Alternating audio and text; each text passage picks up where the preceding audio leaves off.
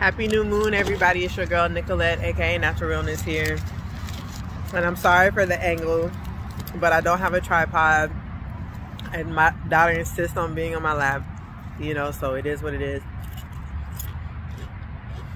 And I'm eating, so it's like mom life, sorry, not sorry. But I wanted to come on here really quick just to talk to you all about just the importance of really tapping in to the natural flows of energy. And it doesn't matter what religion you are, it doesn't matter what you want to call the higher power, God, whatever.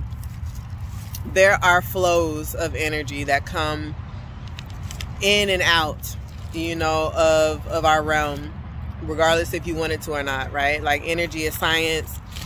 It doesn't matter what you believe. It's facts. It's truth.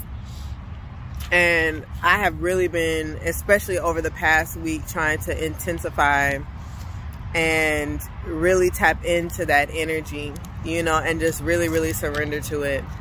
I had a very dear friend of mine, or associate of mine, you know, like, post that the 24-day cycle workday is really based off of men, right? Like, men are more aligned to the sun, you know, and so that cycle is for them, whereas women are more aligned to the moon. And so as such, we need to follow the cycles of the moon, right? So the way that men can get up with the sun, work, and then go to sleep when then the sun goes down and rest, and they're up and energized the next day, is not the same thing for women, right? Like, for us, it's more so like that time between the new moon and the full moon is like our time to work, right? That's when we're most productive. And then that time from the full moon to the new moon, right, as the full moon is waning, like, we're not as productive. Like, that's our time to rest. That's our time to reflect. That's our time to recharge, right? Does that mean that you don't do any work or you don't feel called to do any work? No. But you're not going to be as productive as you would be during the new moon to full moon times. Now, that might be different if you have more masculine energy flowing through you or whatever the case may be. And I'm that type. Like, I considered myself to be a sun child. You know, I'm very masculine, very assertive, very aggressive, you know, all the things. But when I decided to really start doing this work, right, really start healing myself, really start trying to elevate, like, I noticed no matter how aggressive or masculine I was, like, this is how I worked. You know, like, this is how I moved through life without even realizing that this was how I was moving through life. And so I'm coming to you and saying this during the new moon, you know, because this is a time where feminine energy is going to be intensified, and we're going to feel like the need and call to be very productive, right? This is the time when you're supposed to plant seeds and start new projects and nurture them over the next 2 weeks, right? So that way you can harvest them on the full moon. So for me, I'm coming on here because I want to share an insight with the new moon, right? Everyone talks about the new moon as the time to set intentions and to plant seeds, right? And that the full moon is your time to release and let go.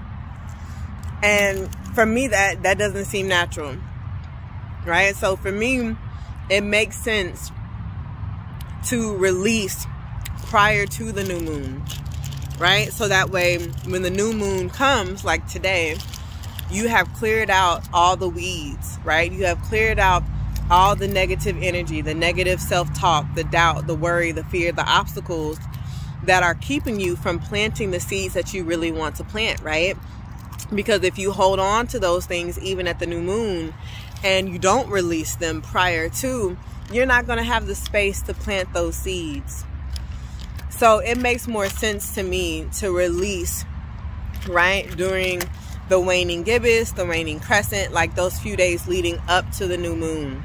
So that way on the day of the new moon, you can actually set your intention with a clear head and with clear, open, wide open space for that seed or those seeds to be planted and for those seeds to take root, right? Because if not, and you just leave the weeds there, those weeds are going to choke out those seeds no matter what you try to do.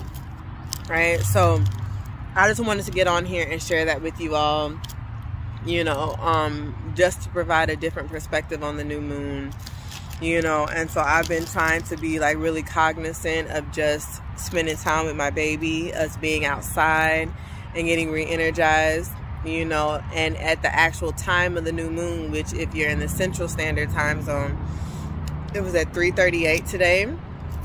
You know, I made sure that I spent at least, you know, 68 seconds of for real focus of what it is that I'm trying to manifest and call into my daughter and I's life. And when we get back, you know, hopefully baby girl will be nice and tired out, you know, so that way I can steam, you know, because it was perfectly aligned that my cycle came right before the new moon and my cycle ended about 2 days ago.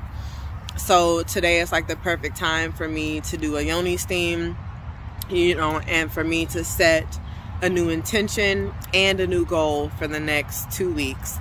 And I say intention and goal because it's always good to do both.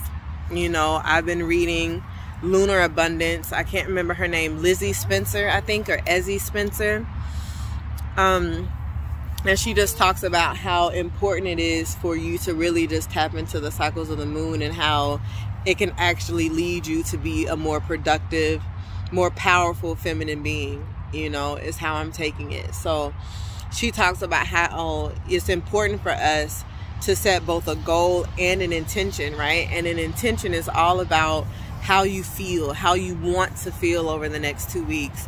Whereas a goal is something that you do, right? It's something that you achieve or you accomplish. And she says that it's important, especially for women, you know, to set an intention and a goal, or at least just an intention, because our society has caused us to come out of our bodies so much, right? To disassociate our body or our physical sensations with our emotions, you know, and it's our emotions that make us the powerful feminine women that we are.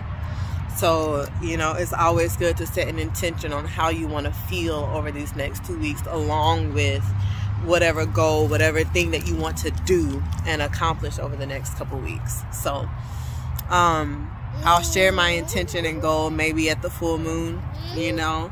Again, along with those lines of tapping into energy, I'm learning how to protect energy, protect my manifestation, my dreams, my visions, you know, and the whole shebang. So really aggressive. I pass it on to my daughter. We're gonna have to work on being balanced whole beings. Oh, okay, for real.